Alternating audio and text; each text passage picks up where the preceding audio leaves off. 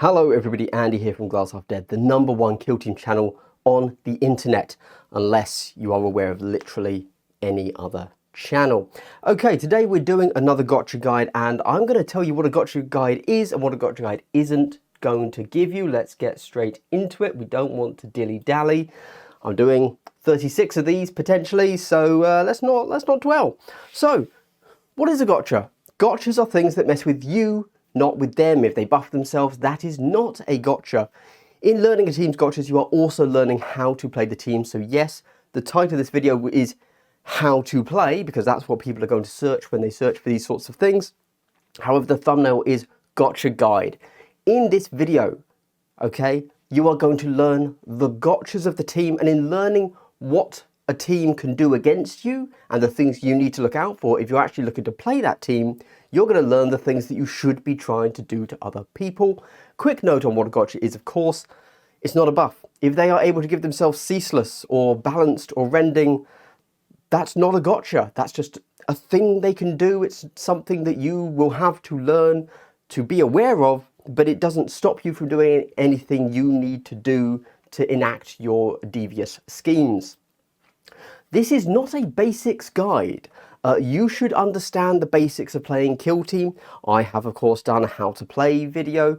I've also done various other like line of sight videos, etc. If you're looking for the basics, this isn't going to be it. And not just the basics in the mechanics, but also kind of the basics in how to play kill team in general, right? You should also know your team. I can't refer to always a horde team, a normal team, an elite team into every team. I'm talking about the team and their gotchas. For you, if you're playing, for example, Deathcore, you need to know what your profile does to a Space Marine, if I'm talking about a Space Marine, or if you're playing an elite team, an Eldar, what does your team and how do they in general deal with a horde team or an elite, a Marine team? Equally, so that's your profiles. You also need to know like the basics of the enemies and how much you care about those. If you're playing Deathcore of Krieg, you need to be very aware of blast. But if you're playing Marines, you don't care about blast at all. You don't even have to ask the opponent, hey, do you have any blast? You don't care. There you go. They can hit multiples of you. That's fine. And how that affects your team. What I'm saying in this guide is we're going to be looking at 5 different things. First, we're going to go over pre-game. This is going to affect your operative and your TAC-op selection. So as you rock up to the table with your opponent, you shake hands, you look them in the eye, you give them a dirty glare. And before you pick your team, here are the things you need to know to pick the operatives and the TAC-ops. Deployment. This is after you've picked. This is going to be things that define where you can move, firstly in deployment, but also going into your plan of turn 1. These will be things like seek light, ignore obscuring, because that will define where you can stand safely. Firefight is everything else. Basically, a gotcha here, we're just looking at things that define your dice maths. There you go. Finally, we have interrupts. Interrupts are things that stop your activation. These are the true things. These are the fight first, the hit twice, all these crazy things stop you from activating, possibly even stop you from tapping a point, etc, etc. If you do like what I'm doing here on this channel in general, in this gotcha guide series, in this particular video, whatever, I do have a Patreon. Firstly, a shout out to all of my patrons. You are genuinely the only reason I am still making videos. If you would like to be somebody that makes me still make videos and, you know, donate to my hydration fund, thank you very much. Check me out on Patreon. I also do things like every week I give a rant on some subject or an update of the channel. And if you don't want to do that, you want to support in another way, I do have affiliate links to Element Games and Whaling Games in the UK. If you're UK based, the way that works, by the way, is you just click on the links below. It costs you nothing extra, and I get like a 2% kickback or something tiny in that, but it all adds up. Okay, with that said, let's get straight into the Commandos. They are a very honest team, and that's always something nice. They don't have huge amounts of tricks, very similar to the Deathcore. They just kind of do what they do, and that's the team. So they are 11 models with 10 wounds each. You need to be aware of that, because that is just generally a nice, good profile Every model on the board is going to be able to do something to you, and you cannot guarantee a two-shot into them. So yeah, depending on your team, of course. However, just quickly, 11 models, 10 wounds isn't quite accurate. It's 8 models with 10 wounds, 1 model with 14 wounds, and then 2 models with 5 wounds, assuming they run the grot and the squig dude, the bomb squig, which is how most people should be running it. They could potentially only be running 10 models, dropping the squig and the grot for another boy, but don't do that. And the reason they shouldn't do that is because they can take the grot, and that's something you need to be aware of when you're picking what you're going to run into them. The grot, I will do something about them later in the Diabolical play section at the end. The grot is what we're going to cover there, just so you understand how it works. So the grot has super conceal, very hard to hit. He has grappling hook, which basically allows him to be anywhere on the board. And then he can take surveillance. So the way this tends to work is they are going to want to have, playing on Volkus, this assumes, they're going to want to have the 2-story Volkus ruin in your side of the board, so that the grot could just jump up there and be quite hard to challenge, and then he will just surveillance you for the entire game. And he can kind of be viewed as just a guaranteed 9 VP, 6 from the attack op, and then 3 from the primary op, obviously. Yes, they have just changed that top piece of vantage so that you can always charge a model up there. So he is chargeable now, which is good. However, because of grappling hook, you can just jump between the 2 vantage points in the enemy terrain. So if somebody's up on the top, you just jump to the large ruin, you're good to go. And you don't even have to be on a vantage. You can jump down to the floor. Very hard to lock the grot down. And then they have throat slitters, which is their faction special rule, which is you can charge on a conceal. Now, the reason I point this out is, again, because they don't have a huge amount of actual kind of gotchas. So just be aware that this team, in general, is going to charge you, and then you won't still be able to shoot them. The reason this matters is when you're looking at starting trades.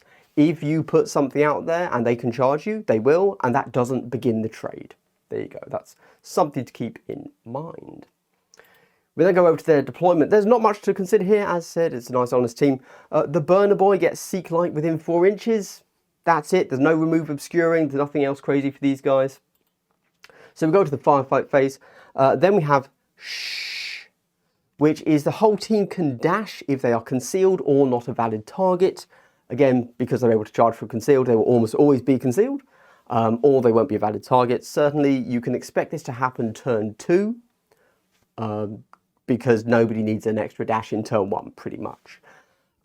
It's good. It does mean that think about going into turn 2. You've won the initiative. You're thinking, shall I take it? Shall I give it to them? You think, I've set up a good shot here. I've set up a good shot there. I think I'll take it. Cool. They will now play sure and move. You don't have those shots anymore. It can be a total game state change. So there you go. We have Crumpum, which is at the end of the firefight, they can perform a free fight. So quite hard to lock these guys up in melee. They are ultimately a melee team, despite them having some pretty solid shooting on certain operatives. But yeah, be aware that they should always use the end of Crumpum at the end of every firefight phase, because it just allows them to fight again, which should probably be a dead model for you. Cool. They have Cunning but Brutal, which is after a charge, the first normal crit is, the first normal can be used as a crit, so it's a firefight ploy. So they charge you, cool. They roll what they roll, and they say, oh, I don't have any crits. Okay, I'm going to use a normal, or and use Cunning but Brutal, and it becomes a crit. Or of course they could say, oh, I've only got 1 crit, but actually I needed 2. Or I see that you've got a crit, and I need to block it, so I need an extra crit. So I'm going to block with the first crit. There you go. You get it. You get it. And then we have Breacher Boy. Breacher Boy has the ability to breach. So this is a very interesting ability, really cool. So I've put it here, charge through walls. That's not exactly what it does. It kind of does. So anytime he wants to move through a piece of heavy terrain, I think, or light terrain, which is under 1 inch thick, you can put down a breach token, which is just, you know, your standard token, and then you can move through that within 1 inch of it, you know, within control range of the breach token. And then it makes that 1 inch aura, the control range of the marker, be accessible terrain, which means you can move through it for the cost of 1 inch. So if you do this, you know, you don't just get to charge through a wall for free. It will cost you 1 inch to move through, but there you go. Keeping in mind that other models can then use it as well, and not just on your team. It's just an accessible piece of terrain at that point. But the thing to note with the Breacher Boy here is it can be used in the middle of a charge or a reposition action, which is pretty cool.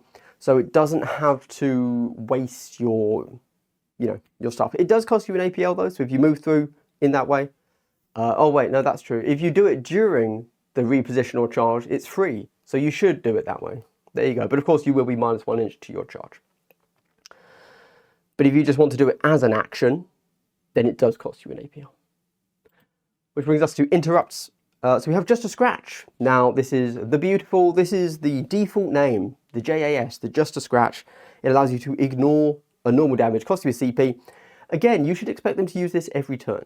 So this is actually a relatively CP hungry team. They want to kind of always be going second.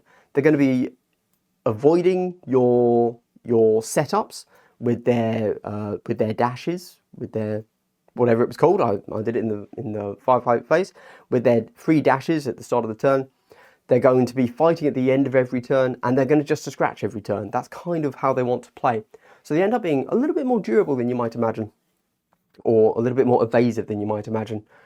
And then we have the Slasher Boy, who's one of their melee operatives, actual melee specialists, who, if you don't actually get the kill, whether they are fighting or they are retaliating, they can deal D3 damage to you at the end of the turn. It's just, hey, take D3, which often can be enough to turn the tides about whether or not you want to charge them, but it's not just when they're retaliating, it's when they're fighting too, so it's just an extra D3 damage. So it does change the dice maths for you quite often. And that's it. So let's take it to the table. Let's look at the Diabolical play, and we're looking at how the grot works, because it can be a tough one. The trick to scoring 9 VP using just this one operative is when you deploy him back here, you have of course gone infiltration and you've taken the surveillance tac-op. Additionally, your primary is going to be tac-op, which of course when you max out surveillance will give you an additional 3 VP. Grappling hook. All you need is visibility. You're back here, and then when you grappling hook up to there, you place yourself within 1 inch. That's because technically you can't actually see above this. So if you had to see visibility, you actually could never get onto a vantage. And there you go, reposition. Cool. At this point, you've used 1 APL to move. And the trick to surveillance is that unlike other things, like for example, plant beacons, is that you can perform the action the turn you are placed or set up. So all you do here now is make sure that you have a valid target, which will be an enemy that will probably be in here or down here. And there you go, that's a VP. Now, of course, things have changed in this latest balanced day state. So here you can never move block. So you are chargeable. There will always be an enemy. If they're here, they can charge you. If there's a ladder here, they'll be able to charge you. But that's fine. Just go to there. Cool. They can't get you. Nobody's here. You can hop between the two. Do they have the resources to put enemies at every possible place you could be? And the thing is, you don't need to be on a vantage point. You could be here. You can be right off in the corner. You can be right in the corner where if somebody wants to come and get you, they are then doing nothing else in the game. This is either scoring you 9 VP or it's removing a key opponent's model from the game entirely. And you know what we say that is?